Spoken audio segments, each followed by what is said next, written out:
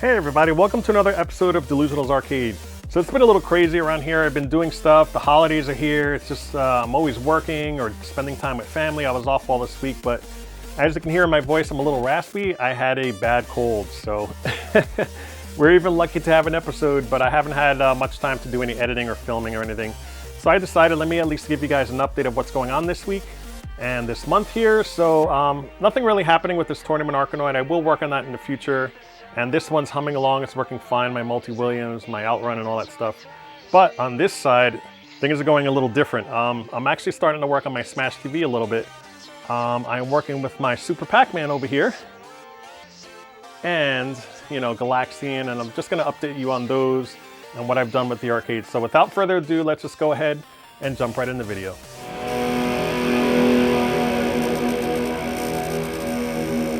All right, so we're gonna focus on this game first. We'll actually take it in order here. So I actually wanted this game, SmashTV. You can see it was a total carnage. It has the whole package of that. Somebody converted a gauntlet, actually. They did a really good job, actually. I actually upgraded this board here, the control panel. It was really ugly beforehand. But you'll see other episodes. Just check my videos, you can see all that stuff. But anyway, right over here, you could see that this was running 5.0 originally. I wanted it to be 8 because 8 has a pleasure dome in it. So everything looks to be normal, everything's fine. However, for some dumb reason, like when I'm running 5.0, I'm gonna put this down for a second. Everything runs fine where your character can shoot up, down, left, and right. But for some reason, he's always facing down, and the only way he can shoot is by pressing up, and it'll shoot down. It's very odd. It only works like that, or malfunctions like that, when I have those two ROMs in there. I believe it's U95 or 89 and 105. It's the two chips that you switch out to make it 8.0. Should theoretically work fine. For some reason it's not. So I'm thinking maybe by having those chips in there, maybe there actually is something going on with my board that only becomes apparent once I have the upgraded chips in there. So if you guys have any clue as to why it's happening, I really have to investigate it further. It's really been bugging me. I always have to revert and switch my 5.0 back in there and it works just fine. But when I have these in there, check it out. You can see it acts a little odd where you can see how my guy's already facing down the whole time? He's supposed to be facing right when he walks. So no matter which direction I go, he's always facing down. If I shoot, he only shoots down. It's very weird. Don't know why. He's supposed to run left and right, and then depending which direction he's facing, you know, he can shoot. So if I press down, nothing is happening when I press down, right, or left, only up. And when I press up, it shoots down. So it's really odd. I can get him to face different directions, I realize, if I do this. I think if I hold up, maybe it's the right player. It's really odd. But what's really weird, in the test menu, everything works. Up, down, left, right. You know, I'll actually go to it in 1 second. Let me see if I can go to it. I'll go inside. Let me go to the test menu. All right, so if I go here, basically, and I go down to, let's see, diagnostic tests, and I go to switch test, you could see player 1 start, right? Player 2 start, up, down, left, right, up, down, left, right, player 2, up, down, left, right, and up, down, left, right. So everything is functioning correctly. I think it's just the code, for whatever reason, doesn't work. So I wonder if it's a security chip that needs to be changed on mine or what, or if it's actually something that's defective on the board. But again, when I have 5.0 running, it runs perfectly fine. So it's really a mystery to me. I've posted it on the forums. I'll put a link in the description to the forum post. Nobody can figure it out. So if you guys have any ideas as to why it's doing that, let me know. So anyway, let me go back. I'll get out of this, return to main menu, and exit to game over. But other than that, it seems to be behaving fine. It says 8.0. It runs fine. It looks good. I did not see anything happening in demo mode. Let me see what happens actually if I wait, if the guy's facing the wrong way. I wonder if it would be like that. Let's see. I'll wait 1 more second here. Yeah, see, I'm facing down. See? Check it out. He can only face down. So it even affects the demo. Look at that. Isn't that bizarre? Yeah, so just trust me when I tell you, if I put in the 5.0 chips back in, Everything functions fine. He moves up, down, left, and right. You can see him facing the right direction. He can shoot all directions, and you're fine. And you guys have seen me. I've done streams on this game too.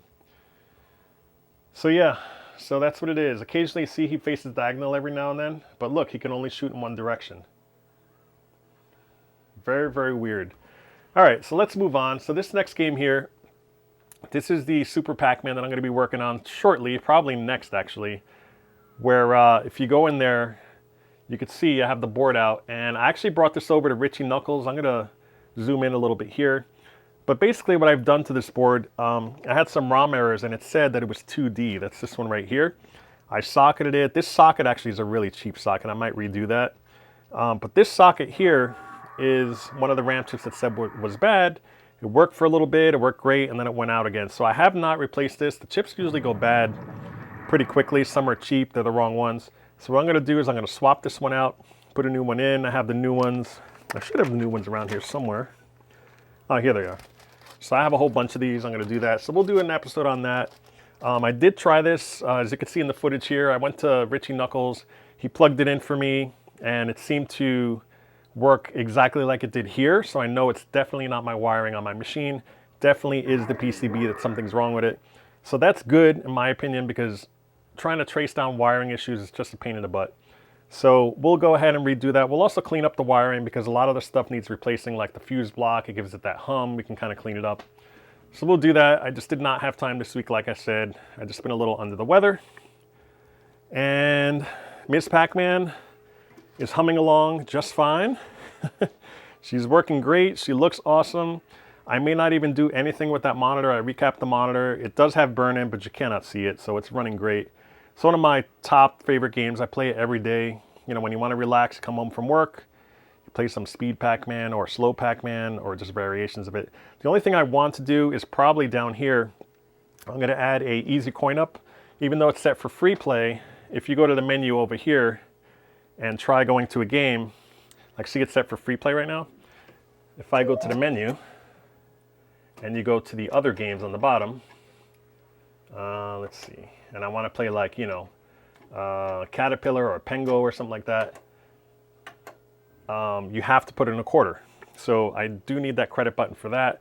Only for those other games on there, but it, you know, I haven't played those much because I've had to open the coin door, but I have tried to have everything locked because when you have children, you do not want them messing with stuff. Moving on. Let's see, Galaxian. This one here, Peter from arcadepartsandrepair.com. He is working on getting me a new width coil made for my kind of rare. I have the, there's a 4600 and then there's a one before that, which is a 4500. And that width coil needs to be wound by hand and he needs to be sized. He has a machine that does that. And he's currently moving and stuff and he's trying to, you know, he has a lot of issues where it's not really happening at the moment. So it may happen in the summer now. He pushed it back from the winter now to the summer. That's cool. I'm in no rush to get it working. What I may do in the meantime, I may go ahead and just swap out a monitor. You know, I have tons of monitors on top. You can see here, that's a 25-inch monitor. Right over here, I have the 19 up there. They're all working perfectly fine. So I may put it in there for now just to get it running because the board does work fine and the game works great. And you can see on this one, I have the easy coin up. I have an episode on that. You could always click on the top. It's this thing right here. It has a little clicky thing that you turn it on. Yeah, but I want my Midway row back. I want my Super Pac-Man. I want everything to work fine. And I really am dying to do this Pac-Man and Chomp Chomp. If you guys can see over here on this board, I forgot to tell you this, guys, but I already soldered, little hint over here. I already soldered a socket onto here. This does not come with a socket. It actually comes empty like that. And in order to put the Pac-Man and Chomp Chomp mod where you just burn the ROMs, you have to have this socket in there because you have to put a ROM in there. So that's ready to go. This does not affect the Super Pac-Man at all, but it is in there ready to go if I want to swap the ROM. So I do want to do a Pac-Man and Chomp Chomp episode where we kind of convert the Super Pac-Man temporarily to that game just to give it a little more variety without destroying the hardware, just by burning some ROMs. And let's see what else we got here. This one I may upgrade. Right now it has the theme for Marvel vs. Capcom 3. I'm actually thinking about, here, let me just turn this off here. Thinking about putting in a PC, running Marvel vs. Capcom and running Steam games. That way you can play it with the joystick. You know, I have a lot of, you know, I have Continuum Shift, Blaz Blue. I have a whole bunch of Street Fighter games, so, you know, Virtual Fighter. So I may make this just a fighting cab. Right now it's running the original Xbox in there. I have the Executor chip. If you guys are curious, I can do an episode on that. Let me know in the comments, but let's see if I can actually exit, reboot it. You can see I have an Executor chip in there. I did that a long time ago. Don't even ask me how I did it because I can't remember. But I soldered that all in there. I have a 200 gig hard drive in there. I'm running Avalanche. And the front end on this allows you to go into games or applications. I have emulators on here. It's really cool, all kinds of different ones. Apple, I have Daphne. I actually have a dedicated Killer Instinct, which I'll play right here. It's a dedicated Killer Instinct emulator that has Killer Instinct 1 and 2 on it, which is really cool. So you can choose which one you want. And then you play it, and that's it. It has the real Killer Instinct. Right now it's stretched, but you could set it to kind of go 4x3 if you wanted to. But it's awesome. It has the original game, works great. The other thing I have on here is, of course, I have to revisit this here. This is the Millipede, which is running great. I will recap the monitor. It looks a little blurry, I can kind of tell after playing for a while. So that'll kind of get cured with the cap kit. And then you can see I kind of caved in and put a piece of tape over here. Here, I'll light it up so you guys can see it, but I had to do it. I just couldn't stand for it to keep peeling, and my hand kept hitting it and taking it off more. So this is only temporary. I know it looks really ugly, but it prevents me from tearing it up even more. And eventually, probably like next month or so, when I have more time, I'm gonna strip this whole control panel and then just redo it, put the new overlay on it, and it'll look beautiful. And then this game will be done. Let's see what else here. Rolling Thunder, you guys have already saw. That one's running beautifully. I have no issues with that. I still want to do a 1 credit finish on that. I'm pretty close. And also you can see here on the sides, I will eventually get to this in the summer. I want to put laminate on the sides and redo the whole stickers up here. You can see up here the stickers are a little torn up. And last but not least, my main cabinet is doing great. And over here you can see I'm working on, this monitor was actually, if you recognize it, it's burned in 1943. That's actually from, let's see, the old Miss Pac-Man cabinet that I had upstairs that I did the transplant on. You can click on the series up here for that, you know, Miss Pac-Man restoration series. But this actually, if you look over here, I have a thing that CC Games mailed out to me. That's Kevin. I told him I'd do it. He had an issue where his pots were going bad and it was acting crazy. So I just gave, you know, a full cap kit to it. I actually put this in here where I kind of measured what his settings were already, replaced all the caps, replaced all the pots on there as well. And then his flyback wiring was all jacked up where it was frayed. So I just replaced the wiring on that. His flyback is perfectly fine, and it's, you know, looks to be in great shape. So I'm going to take this monitor, which I already know works, and pop this on there just to test it for him. Once everything is good to go, I'm just going to mail it back to him. He can pop it into his Centipede in his store and be good to go. So I guess that's it. If you guys want to see, you know what? I'm going to do that. I'm going to give you guys a bonus episode here. I'm going to give you not only updates, I'm going to pop this in and let's quickly see if it works, and then we'll close the video out, hopefully on a positive note. So here we go. Okay, we're back. So what I'm going to first do, of course, is I'm going to discharge it. I haven't used this monitor, wow, maybe 2 months now, but you never know. You always want to discharge it. So you just put this on. I built like this little alligator clip right here. Put your hand in your pocket. And there you go. It's pretty much discharged. It was already, the anode cup was removed, like I said. And let me just double check the anode cup over here. I want to place it with one hand. Yeah, it's good to go. So this is pretty much fine. So because I know this monitor already worked, I know the tube is good. So I'm going to go ahead and switch what I already capped, and we'll see if it works together. So looks like I have some clips on there that I have to take off. All right, let's see if this fits in here. Yep. So I'm just going to take this screw off. It's pretty simple. This other screw over here. Let me just go on the other side to do that. And hopefully this will work. I could send it out and have a nice Christmas present for Kevin, who, by the way, Kev, I'll explain it in a second. I double checked his work and I had to redo a couple things because he had the wrong pot values on there, but we'll talk about that in a minute. So now that this is discharged, I can take this neck board off. Try to pull straight out. And this all goes together. And it looks like, it's really strange. They actually twisted it together when they could have just simply pulled it right off. Oh boy. Yep, operator hacks. And then this one here should have, yeah, these two little pins right there. I can take right out. Move that. And that should set it free except for this right here. Now this thing is filthy. I'm definitely going to recap this. This is the one that was already in there. And then I'm just pulling this out. It only goes in one way. And I'm probably going to give this a good wash. So let me just try not to get in the way here. And what else is connected here? Oh, it's the power cable. Let me see if I can grab that. I think it's just wedged under here. There we go. It's extremely long and it's all hacked together. Wow, I'm surprised this thing even worked, to be honest.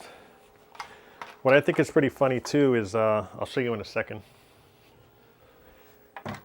This one over here had some lamp cord as their degaussing coil, which I'm not even sure if it's stock. It doesn't look like it's stock, but it's lamp cord on the side over here. Let's see if you can see that.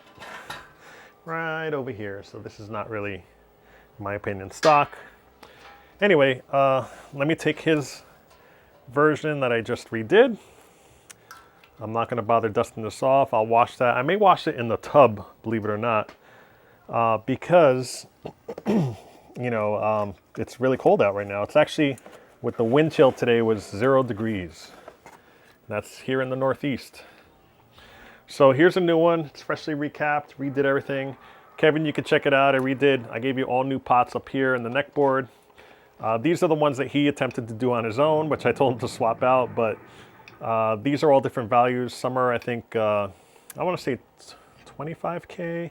No, there were 5K maybe, 10K, and 200 ohm. But yeah, he had them all reversed. So I basically reflowed everything, took everything out, capped everything under here, gave it a full cap kit, fixed the wiring on here.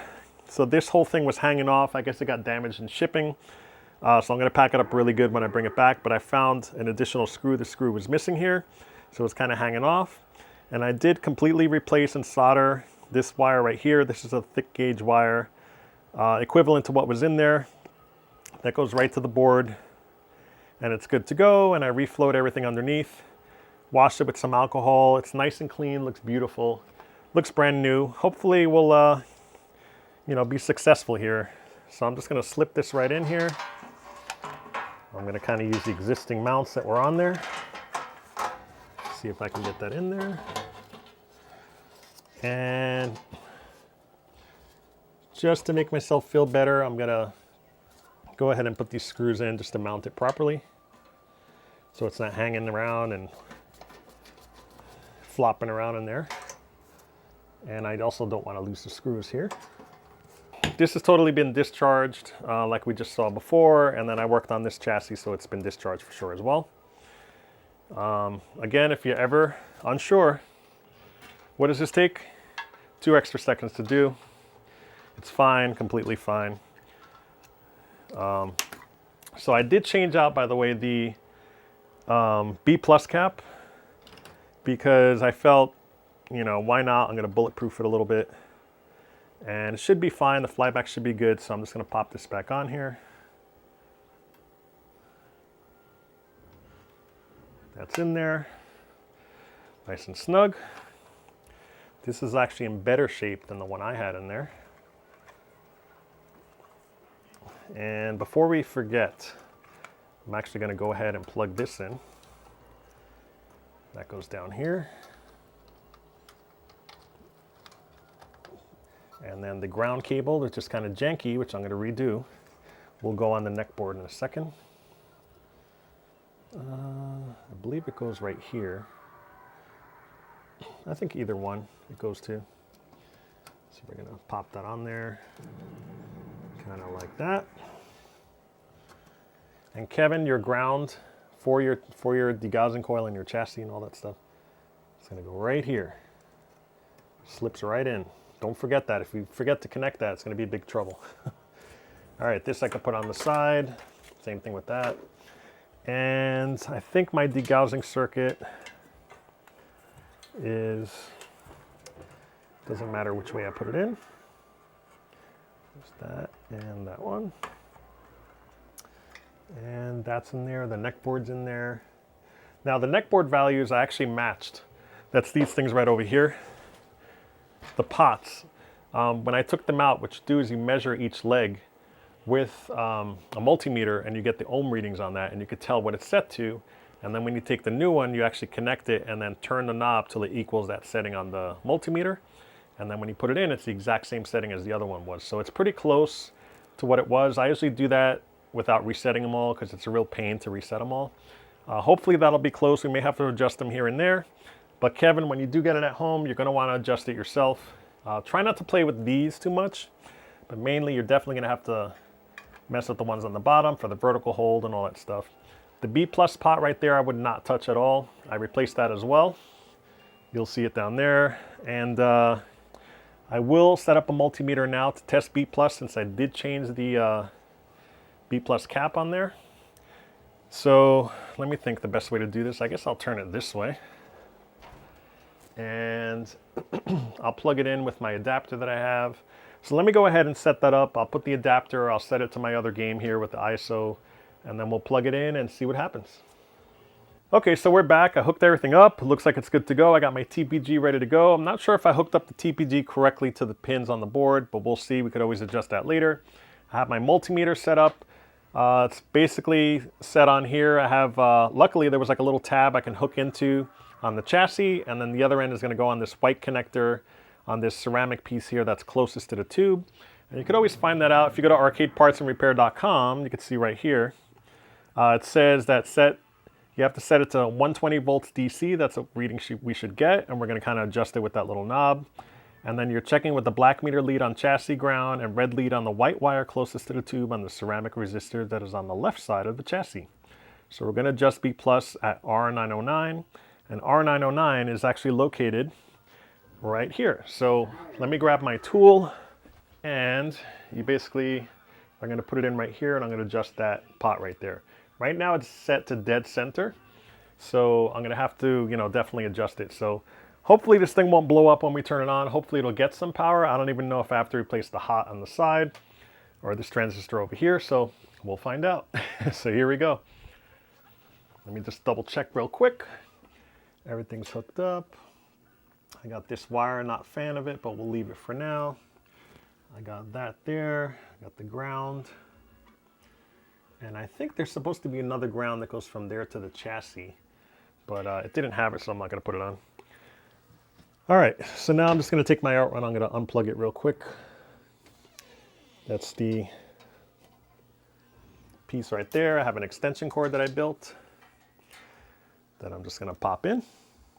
Let me make sure it's off. It is.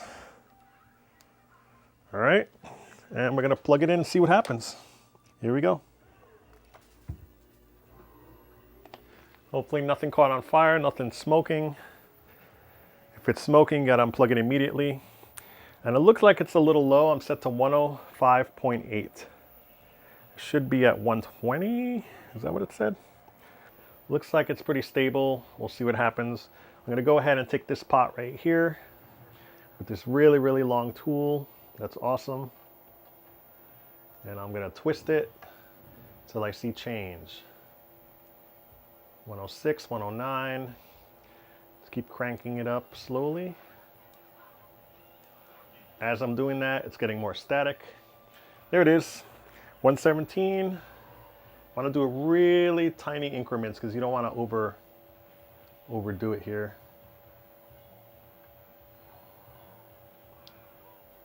And bam. All right, now I'm going to inch down a little bit. I'm a little too hot. 119.9. Can I get it any better? 120.9. I want in between that. 120, look at that. So technically you're supposed to let it warm up a little bit. So I'm gonna let it warm up for a couple minutes. We'll come back and we'll see if it's still at 120. Okay, so it's running about 5 minutes here and it seems to be rock steady at 120 volts. So that's great. 120 volts DC, by the way. It's not AC, it's DC. It's running beautifully, no issues. I have proper neck glow. Looks like this chassis is completely repaired, which is awesome. So let's go around to the front and let's see what's going on here. I'm just gonna kind of take the camera, do it all in real time. And we have it a little darker here where I'm gonna go ahead and adjust stuff. So what I'm gonna do is it's probably gonna have some issues where it's not adjusted properly. So, all right, so at least we're getting an image, that's good. It looks like there's because I replaced the pots in the back, I'm gonna go to horizontal frequency here. So let me go ahead and take my little tool here. I'm just gonna go on the back on the pot. So I'm going to the H frequency pot and I'm gonna turn this forward so I can see it. Sorry, like a mirror. There we go. And I had set them all to center, so I'm going both ways to try to get the frequency going. Oh, there it is, it locked in, that's great. So now it looks like it's the vertical hold. Let me see if I can get that going. Slow it down right there. All right, so that looks good. And now it looks like the edges here, I need to be pushed over. So it looks like it needs to move over to the other side. So, let me see. This one will do it. What is this doing here? That's the one I just did. And it looks like the height, maybe. There we go. So I'm going to open it up a little bit. And I need to move it down. And I think to do that, there's the H center. Yeah, this is moved to the right. So there's a jumper on here that I need to move this over. Right now it's to the left. There's left, center, and right. So I'm going to go ahead, I'm going to switch angles, and I'll show you in the back exactly what I'm talking about here. There's actually a pin. I've seen both. On G07s, I've seen ones with pots where they have like a little jerry rig thing on top of it on the pins, and then there's the actual pin jumpers, which I'm going to show you on this one. So let me switch angles and we'll come back. So if I zoom in over here, you're going to have all the pots over here, but in order to adjust the angle, you're going to see right here, it's going to have right here, it says H center on it, and it's right now it's set to this side. It's not on the center. So I'm going to try switching it to the center and see if it improves the image. So first thing you got to do, obviously, you got to turn it off. So I'm going to go ahead and turn off the monitor. And I'm going to use needle nose pliers just to get easier access here. But you're going to take this here. No need to discharge it or anything. And basically just carefully lifting it up. There we go. And you're going to move it over right to the center. So again, I've seen jerry rig stuff or later models. I think it was factory too, that they have little pots on here where you can adjust it, where you can, turn it just like these over here. But let's see what that does. I'm going to quickly turn it on. I'll report back to what I see.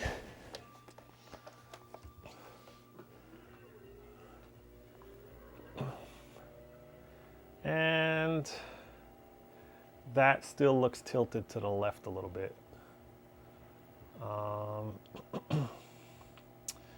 And let me try turning it off again. And this time I'm going to move it to the other side. Now there's ways to adjust that if it doesn't do what you want to do. I'm putting it on the other one now on the right. Let's see what that does. I'll turn it on. There's caps you can switch out to try to get it centered up.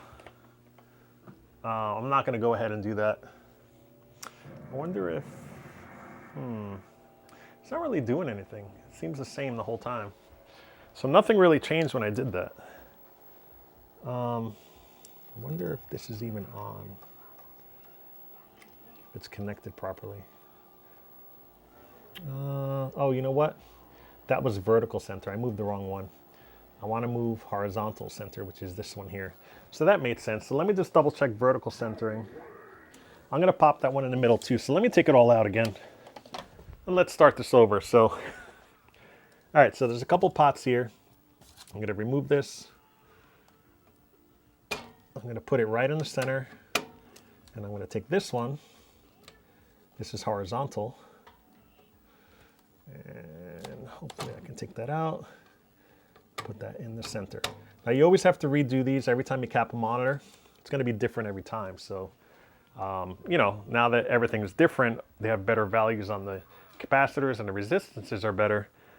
You can actually have different values. So let me go ahead and turn this on and I'll report back to what I see.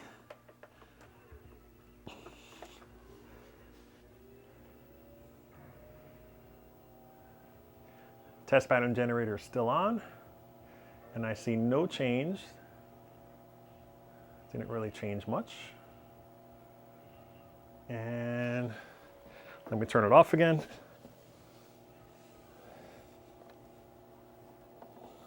Wonder if you can do that in real time. Pretty sure you can. Let's try. Let's find out together. I don't know if you can, but we'll find out. So this is horizontal. I'm going to pull it out and put it in the last one. There we go. I wonder what happens. I'm curious. What does it have? Nothing is happening. No change whatsoever. I put it there. Does it change? Oh, yes, it does. Okay. So putting it on the right actually changed it a little bit. It moved it to the right, which is what I want. So that's the correct one it should be on. It looks okay. And then this one here, I'm going to pull out.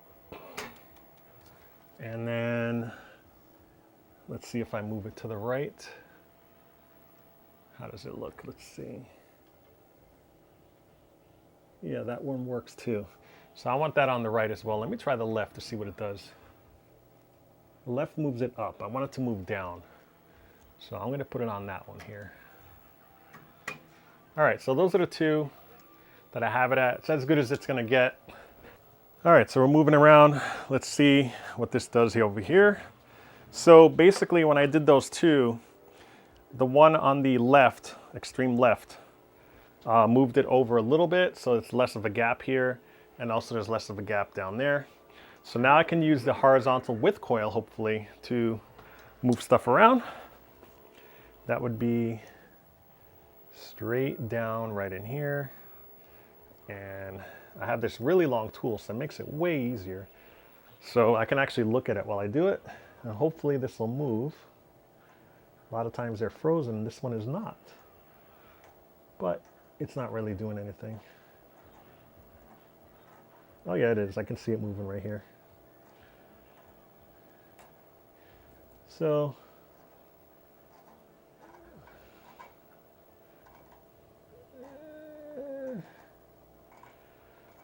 yeah, we'll just leave it right there. And then the width of, let me just double check here. Frequency, vertical height. This one should, there we go. So I'm going to leave it right there. And as for the focus, let's go ahead and turn the flyback down a little bit. That's bright. That's not. That looks really good right there, believe it or not. And then as far as the focus goes, turn it down a little bit. That's blurry, you can see. That's really blurry. And then I usually go back and forth. That looks sharp. Look at that. That looks great. All right, so let me see if there's any other brightness settings. I don't think there is. I think those are the only settings. I recapped this whole monitor, so I kind of remember there's not much settings when it comes to brightness. You just got to use the flyback. But it's all working. I'm really happy. It's at 120.2 right now on my meter, and it looks great. So let me put some other patterns on here. So you can see the burn-in. It's hard to see with the, you can see the, there's like a little thing going on where it does like this little band across the screen. That's actually my camera. See it? There it goes right there. Slowly will go away, but that's actually not the monitor itself. That's just the shutter speed on my camera. But it looks good. You know, this is my screen. It has 1943 burn-in, as you can see. But the colors look pretty good. I'm not going to touch them at all. I'm going to leave them the way they are. I set them to his by using the multimeter. You can see that little wavy thing on the top. That's actually the camera shutter speed, but it looks crystal clear on my end. There it is again. There it is again. And there's a little bit of a curve on top. I actually adjusted it out as best I could, but I did do the mod on the chassis that eliminates that curling there. But for Centipede, where it's going to be in, it's not going to be an issue at all. Just more modern games, sometimes the more modern games have issues. That looks great. The colors are awesome. It may look lighter blue on the screen, but it's really dark over here. But you can definitely see the 1943 burn-in. Again, this isn't Kevin's tube. I'm just putting it on here. I'm going to mail him the chassis. He's going to pop it into his, and it should be good to go. It's black and white. That's red. That's green. That's blue. Hopefully he gets vivid colors. This here, I think I tested in a rejuvenator, and it came out to look really good, so I didn't have to do anything. But his tube may be different, like I said. That's white, and then that's the animation. So everything looks good. It looks like it's adjusted perfectly. I'm not going to mess with it. So Kevin, there you go, man. Your chassis is fixed. Merry Christmas. And Happy Hanukkah to all you guys, too. I know everybody's like, hey, you got to see Happy Holidays. Man, I'm going to celebrate what I like. This is my channel. And, you know, Happy Hanukkah to you guys, too. But Merry Christmas, because I'm not afraid of saying that. It's Christmas time. Anyway, guys, thanks for watching. Don't forget to subscribe. Hit the like button as usual. And I'll wait while you hit the like button. If you want to hit the notification bell as well, ring that bell because it will show you when I'm live. I want to try to do some more live stuff in the new year. I finally made my goal, guys, of posting every single week this whole entire year. I made a New Year's resolution last year to post every week no matter what. It was mainly on every Friday, but every now and then it was on a Saturday or a really late Friday night. But I did it, guys. 52 videos plus I did this year. It really grew the channel. Hope you guys liked it. And next year, I'm not going to probably do as much. I'm going to try to do the weekly thing, but I get busy, and it's been a real struggle, honestly, to get everything done, trying to balance family life, work, and this channel. So, but I will have quality videos. That only means, you know, that I'll have better stuff coming. But I will post updates, you know, that are shorter, probably every week, and then I'll throw in some extra videos while I go and just have fun with this hobby. So, thanks again for watching, guys. Again, you know, I'm on Twitter and Instagram. This you'll probably have already seen if you're already following me on Instagram and on Twitter. You'll see pictures of this in progress. So you'll already see these pictures that it works. I'm really happy about that. And that's it, guys. So thanks again, and I'll see you soon. Take care.